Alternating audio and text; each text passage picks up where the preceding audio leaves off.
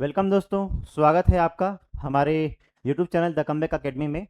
और जैसा कि हम इसके पहले एक वीडियो ला चुके हैं और इसके बाद भी एक वीडियो लाएंगे जिसमें हमने अभी बारी बारी से जो शिक्षक भर्ती है, सहायक शिक्षक भर्ती है, उसमें हमने देखा, पहले सिलेबस देखा कि सिलेबस में क्या क्या है, क्या क्या इंपॉर्टेंट चीज़ें हैं और क्या क्या उसमें सिलेबस कितना विस्तार है और क्या नए जुड़े हैं।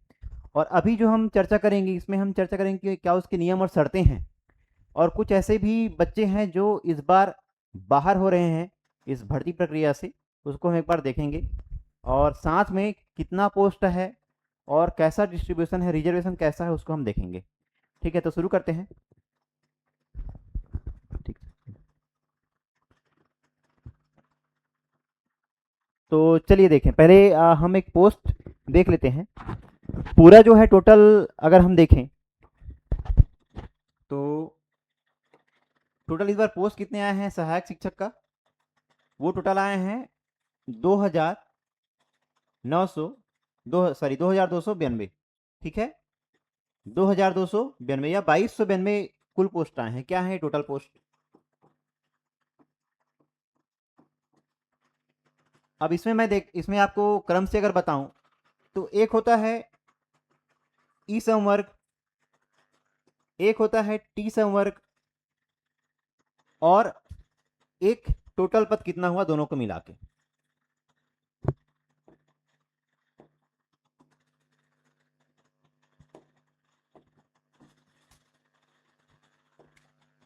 ठीक है, ई संवर्ग,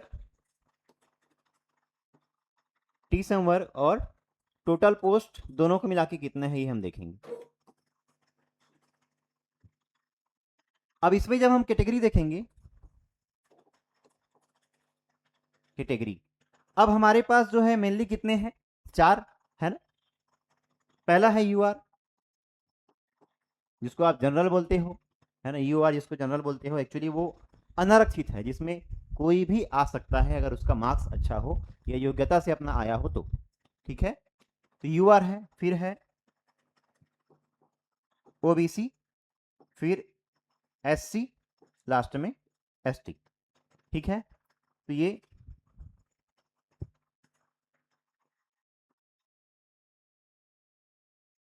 टोटल हम कैटेगरीज पे देखेंगे। ई संवर्ग कौन से हैं? वो संवर्ग जो मैदानी इलाकों में रह के अध्यापन का कार्य करेंगे, वो ई संवर्ग में आते हैं। टी संवर्ग में कौन आएंगे? वह वर्ग या वह शिक्षक जो ट्राइबल एरियाज में जाके या जंगलों में या जनजातीय क्षेत्रों में जाके वो अध्यापन का कार्य कराएंगे, उसको टी संवर्ग में रखते हैं। ठीक है, तो दोनों को मिला के कितना है, 2,292 पोस्ट। ठीक है, अगर यहाँ पे एक आध दो पोस्ट ऊपर नीचे हो जाता है तो उसको लगभग मान के चलना। कभी कभी जोड़ में दिक्कत हो जाती है, कभी कभी व्यापम पोस्ट बढ़ा भी सकता है। ठीक है, या कम भी कर सकता है, उसकी मर्जी है। तो यहाँ पे यूआर में टोटल कितने हैं? अगर ई संवर्ग में देखें तो यूआर में है 428। उसके बाद अगर हम देखें, बात करें ओबीसी वर्ग में कितने हैं, तो कितने हैं ओबीसी वर्ग में? 112। फिर एससी का ई संवर्ग में कितना है, तो 130। फिर बोले एसटी का कितना है ई संवर्ग में, तो कितना है? 125। ठीक है, अब ये हो गया। अब हम टी वर्ग की बात करें कि टी वर्ग में या ट्राइबल क्षेत्रों में कितना डिस्ट्रीब्यूशन हुआ है पोस्ट का, तो वो कुछ इस प्रकार है। जैसे यू आर के लिए कितना है यहाँ पे, 334। फिर ओबीसी का कितना है, तो ओबीसी का है 201। ठीक है, और उसके बाद में एससी का कितना है, तो 88। उसके बाद में अगर हम देखें कि इसमें एसटी का कितना है, तो इसका कितना होगा, 874।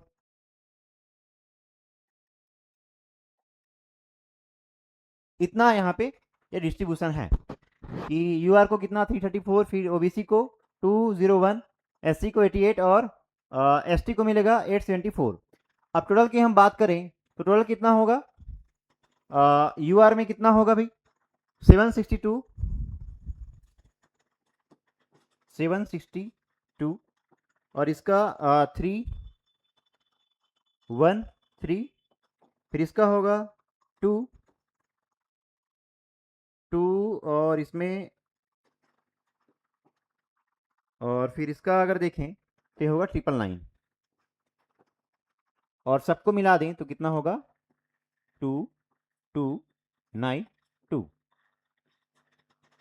तो ये 2292 पोस्ट कुल हैं, उसमें से टोटल कितने मिले, यूआर को कितने मिले 762 और ओबीसी को कितने मिले 313, एससी को कितने मिले 218 और एसटी को कितने मिले 999।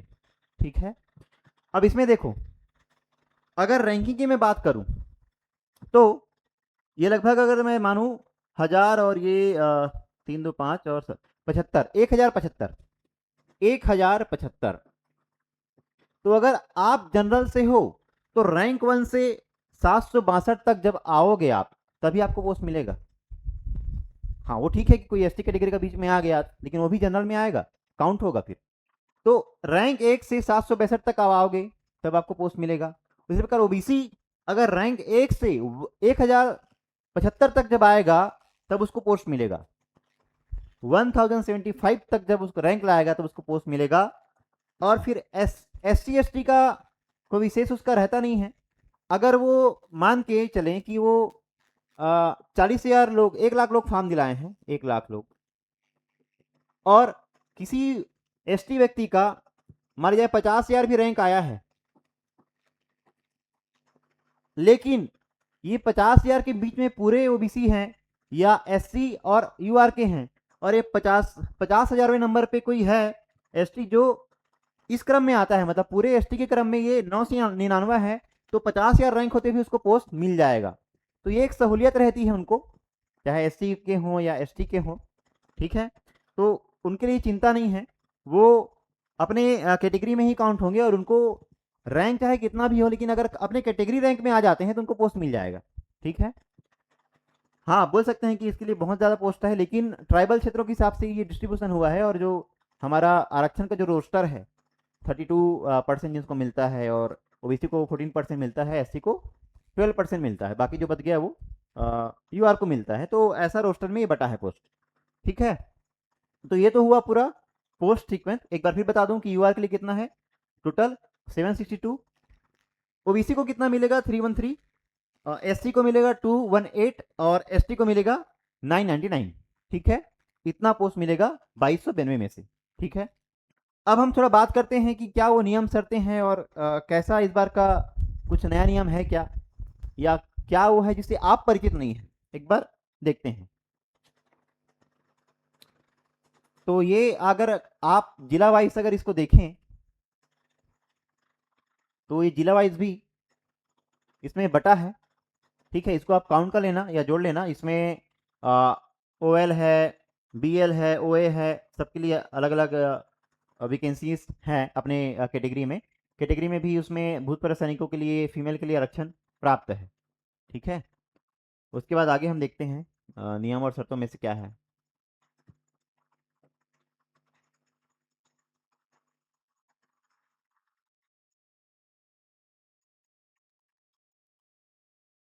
चलो हाँ इसको देखते हैं एक बार। तो सीधी भर्ती के लिए पात्रता की शर्तें, तो इसमें देखो आयु की गणना, पहले तो देखो कि जो आयु की गणना होगी वो कहां से कहां तक होगी।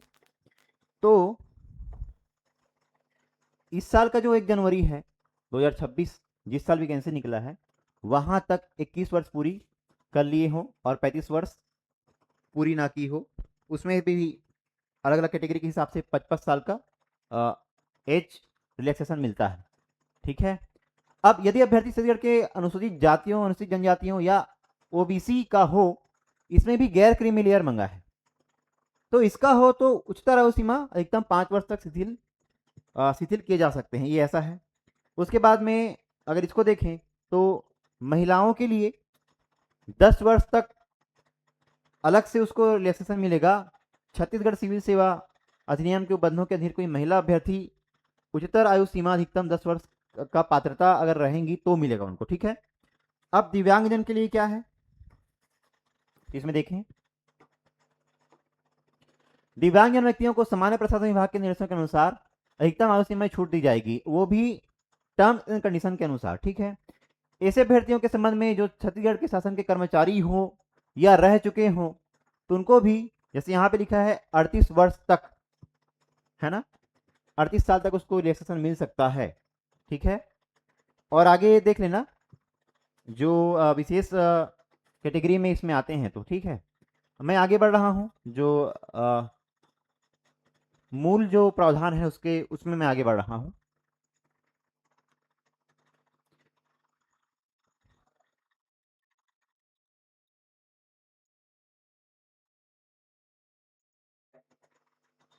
आगे इसमें देखें तो ये तो पूरा आवेदन प्रक्रिया ये काम का नहीं है वैसे। चलो अब शैक्षिक अर्हता देखते हैं।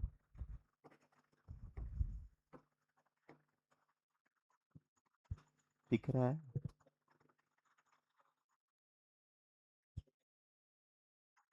हाँ विजिबल होगा शायद ये। ठीक है, अब इसमें देखो न्यूनतम शैक्षिक अर्हताएं, अभ्यर्थी के पास सहायक शिक्षक पद पर सेवा के लिए निम्नानुसार न्यूनतम शैक्षिक अर्हताएं होना आवश्यक है।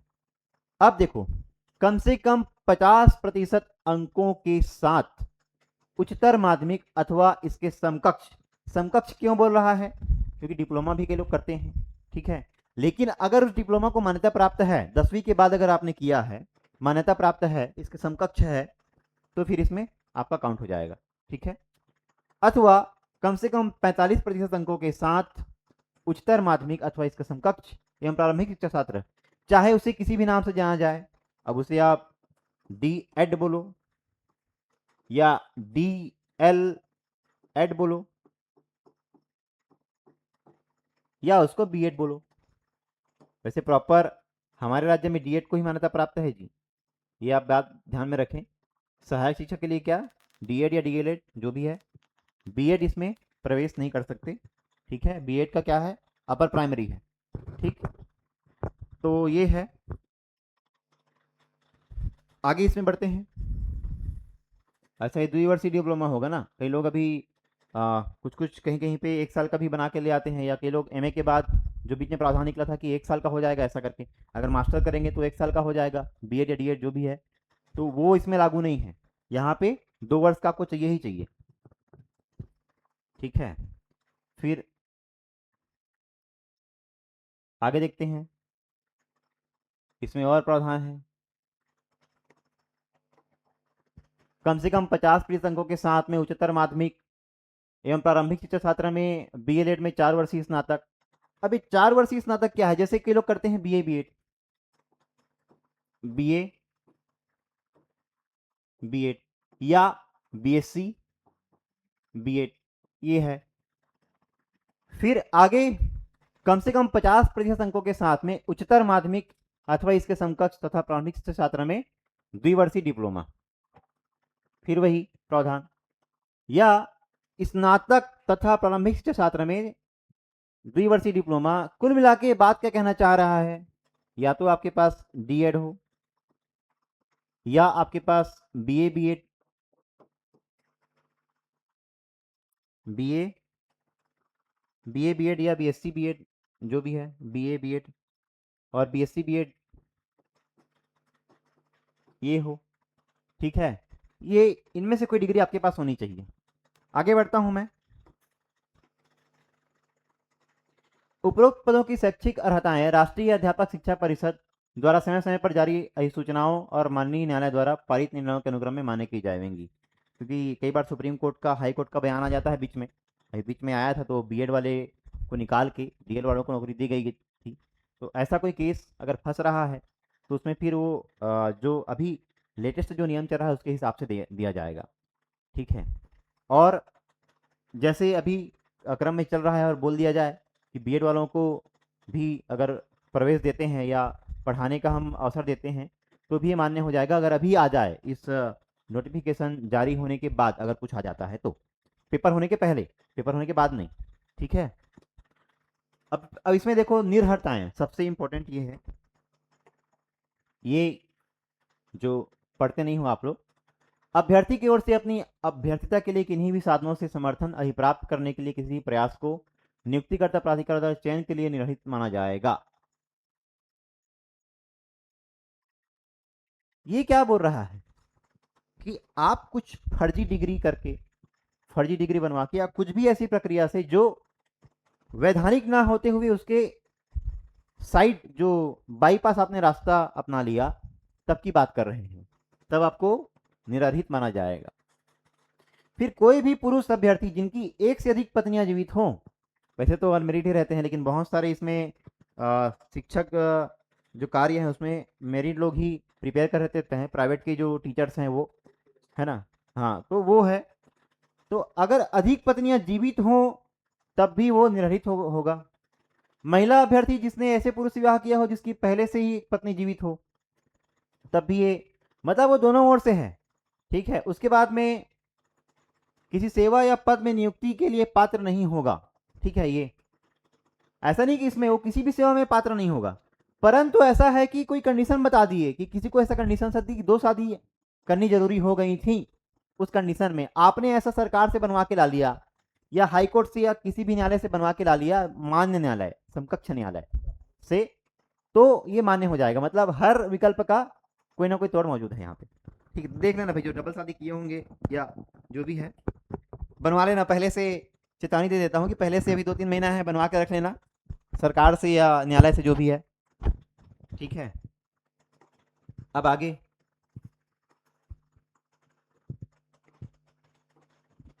कोई भी अभ्यर्थी किसी सेवा या पद पर तब तक नियुक्त नहीं किया जाएगा जब तक कि उसे ऐसी स्वास्थ्य परीक्षा में जो कि विहित की जाए, मानसिक या शारीरिक। ये क्या बोल रहा है कि पहले तो आपको मानसिक शारीरिक रूप में साधारण मानव जैसा होना चाहिए, विकृत चित्त नहीं, पागल दिवालिया इस टाइप का कंडीशन आपका नहीं होना चाहिए, ठीक है। सिंपल सी बात यही है। फिर अपवादिक मामलों में अभ्यर्थी को उसकी स्वास्थ्य परीक्षा के पूर्व किसी सेवा या पद पर इस शर्त पर अधीन अस्थायी नियुक्ति दी जा सकती है कि यदि वह चिकित्सीय रूप से अस्वस्थ पाया जाता है तो उसकी सेवाएं तत्काल समाप्त की जा सकेंगी। इसमें भी एक टर्म है कि अगर नौकरी दी है, बाद में पता लग गया कि विकृत चित्त है कैसे भी, तो उस समय आपका नौकरी निरस्त कर दिया जाएगा, ठीक है। कोई भी अभ्यर्थी किसी सेवा या पद के लिए उस स्थिति में पात्र नहीं होगा यदि नियुक्ति प्राधिकारी का ऐसा सम्यक जांच जैसा कि आवश्यक समझे के लिए पश्चात यह समाधान हो जाए कि वह अभ्यर्थी इस सेवा या पद के लिए उपयुक्त नहीं है। जांच के दौरान पता लग जाए कि अभ्यर्थी ने कुछ झोल झाल किया है। झोल झाल का मतलब आपका कोई मेंटल कंडीशन ऐसा है कि आप पढ़ाने के लिए योग्य नहीं हो, फिर भी आप शिक्षक बने चले गए, तो फिर आपको बाद में निकाला जा सकता है। अब आगे है, कोई भी अभ्यर्थी किसी सेवा या पद के लिए उस स्थिति में पात्र नहीं होगा यदि नियुक्ति प्राधिकारी का ऐसा सम्यक जांच जैसा कि आवश्यक समझे समाधान ना हो जाए, ठीक है। तो ये वही बात कर रहा है। फिर 5वां पॉइंट देखते हैं, कोई भी अभ्यर्थी जिसे महिलाओं के विरुद्ध अपराध सिद्ध दोष ठहराया गया हो किसी सेवा या पद के लिए पात्र नहीं होगा, परंतु किसी अभ्यर्थी के विरुद्ध न्यायालय में से मामले लंबित हो जो उसकी नियुक्ति का मामला तब तक लंबित रखा जाएगा जब तक कि उस अभ्यर्थी के मामले का न्यायालय अंतिम निश्चय ना कर दिया जाए। देखो, अगर वो केस जस्टिफाई हो गया है कि आप अपराधी हैं या आपने किसी महिला से छेड़छाड़ किया है, ऐसा कोई संदिग्ध मामला है, तो फिर आप निरस्त हैं, अनर्ह हैं। लेकिन आपका मामला कोर्ट में चल रहा है, अगर आप नियुक्त हो गए तब वो नियुक्ति तब तक रहेगी जब तक वो सिद्ध नहीं हो जाता। आप बरी हो गए बाइज्जत तो आपको नियुक्ति दी जाएगी, और अगर आप किसी केस में फंस गए या प्रमाणित हो गया कि आप दोषी हैं तो उसी क्षण आपका नौकरी निरस्त हो जाएगा, ठीक है। कोई भी अभ्यर्थी जिसने विवाह के लिए नियत की गई न्यूनतम आयु से पूर्व विवाह कर लिया हो, जैसे अभी क्या है हमारे यहाँ 21, ये विवाह की आयु है 21 जो है, तो कोई 21 से पहले अगर विवाह कर लिया होगा, बाल विवाह, ठीक है, तो फिर क्या होगा, वो निरस्त हो जाएगा या अनर्ह हो जाएगा।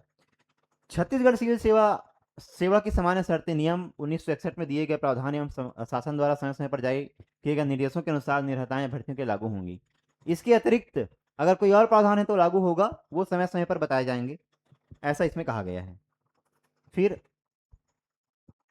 आगे है, चयनित अभ्यर्थी का चरित्र सत्यापन अर्थात पुलिस प्रमाणीकरण की विधिवत कार्यवाही के अधीन होगी। अगर कोई पुलिस में आपका FIR या कोई भी केस दर्ज है एफआईआर में भी अगर आपने दर्ज कराया है किसी सही मुद्दे को लाने के लिए, तो उसमें आपको निराकरण नहीं किया जाएगा जब तक आपके पास कोई केस आप अपराधी सिद्ध ना हो जाते हो। ठीक है, हाँ। या जब आप कैरेक्टर सर्टिफिकेट मांगने जाएंगे, आपने कोई ऐसा कांड कर दिया है मान लो के लिए, फिर वो पुलिस देखेगी कि आपको कैरेक्टर सर्टिफिकेट देना है या नहीं देना है। ठीक है, वो आपको बाद में देना पड़ता है, अभी पेपर के पहले नहीं, बहुत बाद में, जब आपका नौकरी की वैकेंसी में जाने का हो गया हो और जब डॉक्यूमेंट जमा करते हैं तब की बात है वो। अभ्यर्थी की पात्रता के संबंध में नियुक्तिकर्ता प्राधिकारी का निश्चय अंतिम होगा। ठीक है, मतलब वो कभी भी आपको निर्धारक घोषित कर सकता है अगर आप ऐसा कोई ठोस सबूत मिलता है तो। ठीक है, चयन प्रक्रिया के किसी भी समय पर अथवा नियुक्तिकर्ता के प्राधिकारी को चयन सूची भेजने के बाद भी नियुक्तिकर्ता प्राधिकारी के संज्ञान में यह तथ्य आता है कि वो असत्य जानकारी दी है, कुछ छुपाया है, कोई विसंगति है, तो निरहित किया जा सकता है। ठीक है, यह है। अब पदों में आरक्षण, पदों में आरक्षण को देख लेते हैं। अब इसमें क्या है कि वो कुछ नियम बता दिए हैं एसटी और एसटी वाला। ठीक है, तो ये आपके विशेष काम का नहीं है, बाकी जो नियम जो चल रहा है क्या है, 32% एसटी के लिए, ओबीसी है तो कितना परसेंट, 14%, अगर एससी है तो कितना परसेंट, 12%। ये जो नियम चल रहा है वो चल ही रहा है। ठीक है, इसका जो बचा वो यूआर को मिलेगा। और कोई बैकलॉग होगा, जैसे अगर एसटी का बैकलॉग हो गया, एसटी का बैकलॉग एसटी को ही मिलेगा तब तक जब तक वो फिल ना हो जाए, वो बैकलॉग तब तक चलता रहेगा। अगर 10 साल भी हो गए तब भी वो बैकलॉग चलता रहेगा जब तक उसको पद ना मिल जाए, किसको, एसटी को। और कोई एससी का है तो बैकलॉग उसी में जाएगा। ठीक है, यहाँ पे हाँ यहाँ देखो, एक जो कोई बधिर है ना, कर्ण बधिर है, श्रवण शक्ति ह्रास बाधित व्यक्ति यदि श्रवण यंत्र की सहायता से सुनने में सक्षम हो तो सहायक चित्त पद पर नियुक्ति के लिए पात्र होंगे एवं पूर्ण बधिर व्यक्ति पात्र होंगे। अगर वो पूरी तरह बहरा होगा तो अपात्र, लेकिन अगर यंत्र लगा के सुन सकता हो तो पात्र होगा। ठीक है, सहायक शिक्षक बन सकता है, ऐसे लोग भी ध्यान रखें। फिर आगे, चयन सूची इस वेबसाइट पर जारी की जाएंगी, ये तो है। हाँ, चयन सूची की वैधता जो है 6 महीने तक होगी। अगर आपको कोई जानकारी नहीं है चयन सूची के बारे में, आपके मित्र दोस्त आपको बताया नहीं है, ठीक है, तो फिर 6 महीने तक आपका वैलिड रहेगा। उसके बाद आप इसमें क्लेम नहीं कर सकते। जैसे आप रैंक 1 आ गया, आपको पता ही नहीं है, हालांकि आप नहीं तो आपके दोस्त बता ही देंगे, भाई तू रैंक 1 आया है, ऐसा करके घर में आ जाएंगे। लेकिन अगर ऐसा हो कारण कि आपको पता ही नहीं है, तो 6 महीने तक आपके पास समय है, आप क्लेम कर सकते हैं, उसके बाद नहीं। अब प्रतीक्षा सूची, वेटिंग लिस्ट बोलते हैं। तो वेटिंग लिस्ट जो है वो न्यूनतम 1 तथा अधिकतम रिक्त पदों के 25% तक नाम सम्मिलित होंगे। ठीक है, अब देखो, मेन जो लिस्ट है वो 6 महीने तक जारी रहेगा, वेटिंग लिस्ट 9 महीने तक वो वैध रहेगा। और इसमें लगभग 25% और न्यूनतम 1% और अधिकतम 25% तक ये जारी किया जा सकता है। ठीक है, अब ऐसी चयन सूची जारी होने की तारीख से 9 माह की होगी। ठीक है, ये फिर इसमें एक और जो जांजगीर चांपा वालों के लिए एक थोड़ा सा डिस्क्रिप्शन दिए हैं। जांजगीर चांपा जिले में विज्ञापित सभी 70 पदों पर, ये जो 70 पद हैं ये शक्ति जिले में एवं कोरिया जिले के विज्ञापित 100 पदों में 50 पद मनेन्द्रगढ़, चिरमिरी, भरतपुर जिले में छत्तीसगढ़ शासन सामान्य प्रशासन विभाग के पत्र क्रमांक 9 रायपुर दिनांक में निर्देश के अनुक्रम में भर दिए जाएंगे। मतलब देखो इसमें क्या बोल रहा है कि 70 पद शक्ति जिले के, है ना, और जैसे कोरिया, अच्छा ये ऐसा है जी, जैसे देखो पहले ये जांजगीर चांपा था, इधर इधर क्या था ऊपर में कोरिया, तो 20 से ये डिवाइड हुआ, 20 से ये डिवाइड हुआ। तो जांजगीर चांपा जिले में जितने पद हैं उसमें 70 पद शक्ति जिले, और जो कोरिया जिले में 100 पदों में से 50 पद एमसीबी के लिए। मतलब ये डिवाइड कर रहा है पद को, क्योंकि उसमें शामिल अगर नहीं होगा तो वहां पे जो व्यक्ति जो प्राधिकारी किए जाएंगे उसके निर्देश पे ये पद भरे जाएंगे। ठीक है, तो ये यहाँ पे ऐसा है। ठीक है, फिर से बता दूं, जांजगीर चांपा जिले में विज्ञापित सभी 70 पद शक्ति जिले में एवं कोरिया जिले में विज्ञापित 100 पदों में से 50 पद मनेन्द्रगढ़, चिरमिरी, भरतपुर जिले में ये डिवाइड किए जाएंगे। मतलब 100 में से 50 एमसीबी के लिए, और जांजगीर चांपा में जितने पद हैं उसमें से 70 पद सती जिले के लिए। ठीक है, या अगर वहां पे 70 पद भी हैं तो उसको वो जो पॉपुलेशन है उसके हिसाब से वो डिवाइड किए जाएंगे। और ये कौन करेगा? ये पूरा काम जो वहां पे प्राधिकारी रहेगा, सामान्य प्रशासन विभाग का जो प्राधिकारी या जिसको नियुक्त किए जाएंगे वो डिसाइड करेगा। ठीक है, फिर परिवीक्षा, तो सबको पता है कि 3 साल का रहता है। 3 साल तक उसका पेमेंट भी ऐसी 70%, 80%, 90% ऐसा आता है। ठीक है, पेमेंट का भी। और यदि कार्य असंतोषप्रद रहा तो उसको फिर निकाल दिया जाएगा, और अच्छा रहा तो फिर वृद्धि की जाएगी। ठीक है, अन्य शर्तें, ये तो पदों की संख्या परिवर्तनीय है, ये तो रहता है सब में।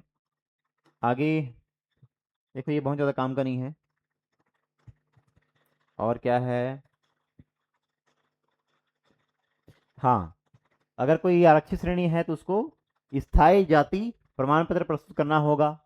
ठीक है, अभ्यर्थी द्वारा आरक्षित जो शैक्षिक अर्हता एवं अन्य अर्हताओं का प्रमाण पत्र व्यापम द्वारा निर्धारित ऑनलाइन आवेदन करने की अंतिम तिथि तथा उसकी पूर्व तिथि तक प्राप्त करना अनिवार्य है। हाँ, अच्छा, ये हाँ, एक बार इसको देखते हैं। अब यहाँ पे देखो, उम्मीदवारों को उनके पद नाम के सम्मुख अंकित वेतन मैट्रिक्स के साथ साथ राज्य शासन द्वारा समय समय पर प्रसारित राजस्व के अनुसार महंगाई भत्ता देय होगा। उसके बाद देखो इसमें क्या बोल रहा है, अभ्यर्थी द्वारा आवश्यक शैक्षणिक अर्हता एवं अन्य अर्हताओं का प्रमाण पत्र व्यापम द्वारा निर्धारित ऑनलाइन आवेदन करने की अंतिम तिथि अथवा उसकी पूर्व तिथि तक प्राप्त करना अनिवार्य है। मतलब ये क्या बोलना चाह रहा है कि आवश्यक शैक्षणिक अर्हता जितना भी होगा उन सबका प्रमाण पत्र, चाहे आपका बीएड डीएड हो या सीजीटेट या सीटेट हो, उसका पूरा प्रमाण पत्र आपको रहना चाहिए आपके पास में। फिर आरक्षित श्रेणी में चयनित अभ्यर्थी सक्षम प्राधिकारी द्वारा जारी स्थायी जाति प्रमाण पत्र प्रस्तुत करना होगा। अगर वो आरक्षण में आता है तो ठीक है, नहीं तो वो जनरल में काउंट होंगे, अगर जाति स्थायी जाति नहीं है तो। ठीक है, चाहे आप कोई भी कैटेगरी का रहो। ठीक है, ये है। इसमें कुछ बताना था आपको सर? है सब, बाकी तो ठीक है। और इसमें ठीक है, और कोई विशेष प्रावधान तो नहीं है।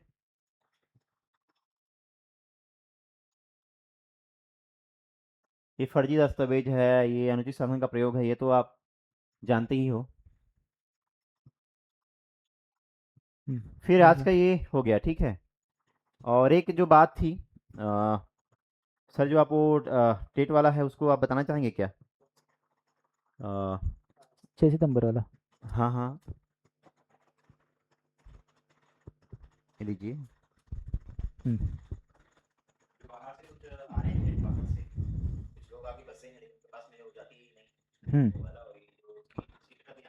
हाँ, तो अंत में एक और जानकारी ये थी कि जैसे कि हमने ये लास्ट पॉइंट में यहाँ पे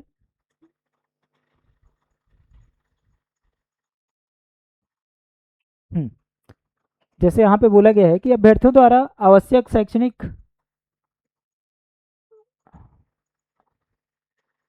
एक मिनट, हाँ, जैसे यहाँ पे बोला गया है कि अभ्यर्थी द्वारा आवश्यक शैक्षणिक अर्हता एवं अन्य अर्हताओं का प्रमाण पत्र व्यापम द्वारा ऑनलाइन आवेदन करने की अंतिम तिथि अथवा उसके पूर्व तिथि तक प्राप्त करना अनिवार्य है। यानी कि जिस तारीख को लास्ट डेट है सहायक शिक्षक भर्ती के जो फॉर्म का जो भी डेट जो है निर्धारित है, उसके पहले ये सब सारी चीज़ें आपको ऑनलाइन में ही मांग लिए जाएंगे, सारे जो डॉक्यूमेंट्स हैं वो।